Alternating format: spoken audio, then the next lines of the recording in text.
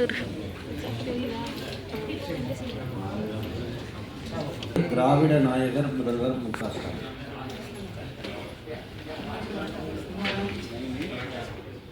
நம்மள பார்க்குறீங்க. தித்திக்கும் தேட்டமிழ் திகழட்டும் பரவட்டும் முத்தமிழ் தாய்க்கே முதற்கண் வணக்கங்கள்.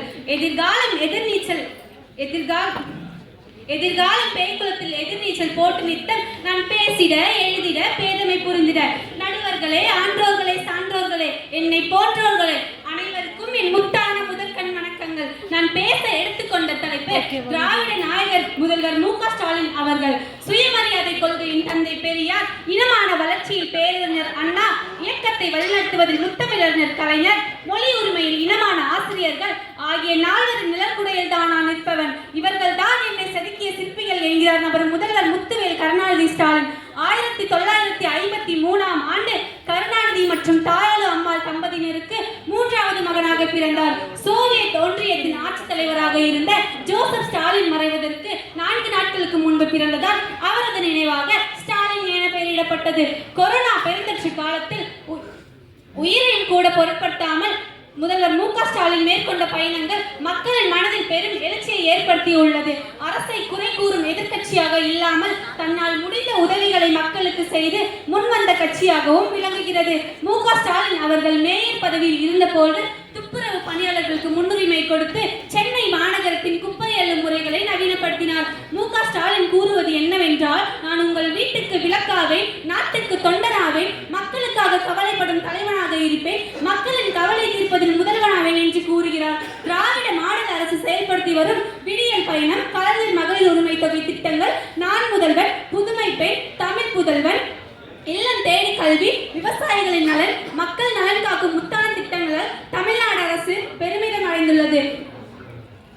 திமுக ஆட்சிக்கு வருவதற்கு முன் தேர்தல் அறிக்கையை வெளியிட்டது. தேர்தல் அறிக்கையில் வெளியிட்டுள்ள அனைத்தையும் 5 ஆண்டுகளுக்குள் நிறைவேற்றுவேன் என்பது.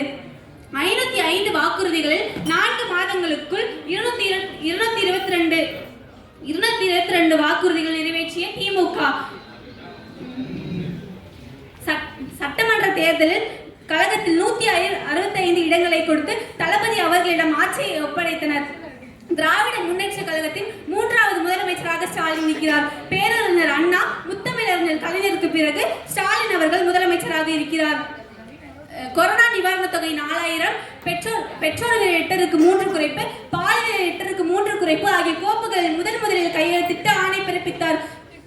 கலைஞர் உரிமை தொகை திட்டத்தில் 1 கோடி மகளிர் மாதம் ரூபாய் 1000 பெறுகின்றனர். காலை உணவு திட்டத்தில் 31,000 அரசு பள்ளிகளில் 17 லட்சத்திற்கும் மேற்பட்ட மாணவர்கள் பயனடைந்துள்ளனர். மாற்றுத்திறனாளிகளின் மாதாந்திர பராமரிப்பு 1500 இருந்து 2000 அதிகரித்துள்ளது. மகளிர் சுய உதவி குழுக்களுக்கு 70,000 கடன் வழங்கப்பட்டு 31,000 குழுக்கள் பயனடைந்துள்ளன. திராவிட முன்னேற்ற கழகம் என்பது யாரையும் இடிக்காது, அனைத்தையும் உருவாக்கும். திராவிட முன்னேற்ற கழகம் என்பது எதையும் சிதைக்காது, எல்லாத்தையும் சீர் செய்யும். திராவிட முன்னேற்ற கழகம் என்பது யாரையும் பிரிக்காது, அனைவரையும் ஒன்றாக்கும். திராவிட முன்னேற்ற கழகம் என்பது யாரையும் புறக்கணிக்காது, அனைவரோடும் தோள் கொடுத்து தோள் நின்று நிற்கும் என்று கூறி என் உரையை முடித்துக் கொள்கிறேன். நன்றி.